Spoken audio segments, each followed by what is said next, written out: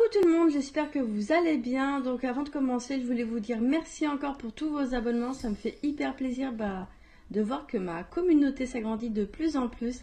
Et encore merci, mais merci pour ça. Et comme vous vous abonnez, moi je vais essayer de faire encore plus de contenu pour vous. On va passer au sommaire. Aujourd'hui, je vais vous présenter 4 petits jeux à faire avec les enfants dyscalculiques cette fois-ci. Parce que oui, la dernière fois, je vous ai fait une vidéo pour les enfants dyslexiques.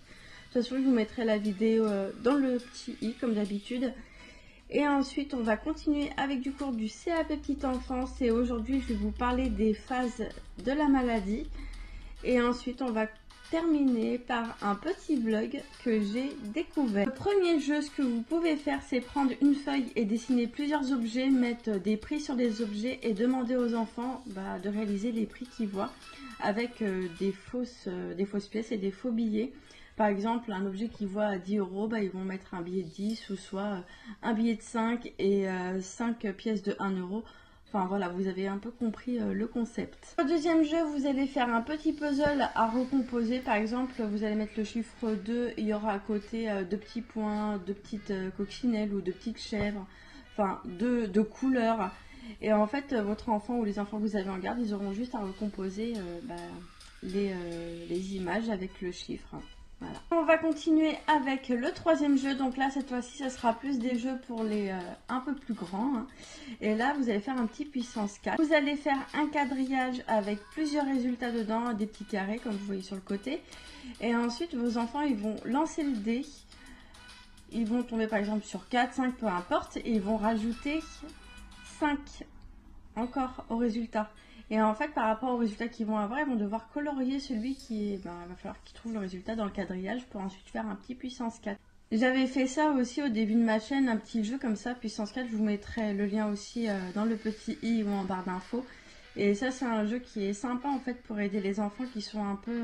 qui ont des difficultés avec les maths. Donc c'est pas mal. On finit avec le dernier jeu. Alors là, c'est un tout petit peu plus compliqué, on va dire. C'est avec un quadrillage encore. De toute façon, le quadrillage que vous voyez sur le côté, là, je vais vous le mettre sur ma page Facebook si vous voulez le prendre pour refaire le jeu. Et là, en fait, c'est tout simple. Vous faites ce quadrillage, ou soit vous le prenez de ma page et vous l'imprimez. Et là, vous aurez juste en fait à réaliser une petite fenêtre. Donc, je vais vous montrer la petite fenêtre, à quoi elle ressemble. Et en fait, cette fenêtre, les enfants, ils vont la prendre et la trimballer un peu partout sur le quadrillage. Ils s'arrêtent sur le chiffre qu'ils veulent. Par exemple, on va dire 25. Ils vont mettre, on va voir 25 au milieu de la fenêtre. Et en fait, sur le côté, ils vont soulever le moins. Ils vont tomber forcément, je pense, sur 24. Sur le plus, ils vont tomber sur 26. Et en haut, ça va être pareil en fait. Vous allez voir que s'il est sur la ligne 25 et qu'il soulève par en bas et que c'est plus, et il tombera sur 35. Et s'il lève en haut et que ça tombe sur moins, il tombera sur 15. Tout simplement en fait. On enlève, on ajoute. Et on se retrouve sur la partie cours. Donc aujourd'hui, là, je vais vous donner les phases de la maladie, les phases dont se compose une maladie. En premier lieu, vous avez la phase d'incubation. Donc ça, c'est la phase entre la contamination du virus et les symptômes. Ensuite, il y a la phase d'invasion. Donc là, c'est la phase où vous avez les signes principaux de la maladie qui arrivent. On continue avec la phase d'état. Donc ça, c'est la phase où il y a vraiment les signes spécifiques de la maladie qui s'installe, comme par exemple pour une gastro, vous aurez des vomissements, vous allez un peu vous vider aux toilettes, enfin voilà, ça c'est vraiment les signes spécifiques. On poursuit avec la phase de terminaison, donc là c'est carrément la disparition des signes spécifiques que vous avez vu précédemment. On finit avec la phase de convalescence, donc là c'est la guérison de la maladie, enfin voilà. J'espère que ça vous a permis un peu de réviser donc les CAP Petite Enfance. Vous aurez des petites questions là tout autour de moi si vous voulez réviser un peu les cours. Donc là c'était les phases sur toutes les maladies. On va terminer avec une jolie découverte. Donc là c'est un blog et c'est le blog En Confiance avec Montessori. Donc ce blog il est tenu par Flora qui est maman et elle est aussi éducatrice Montessori à mi-temps.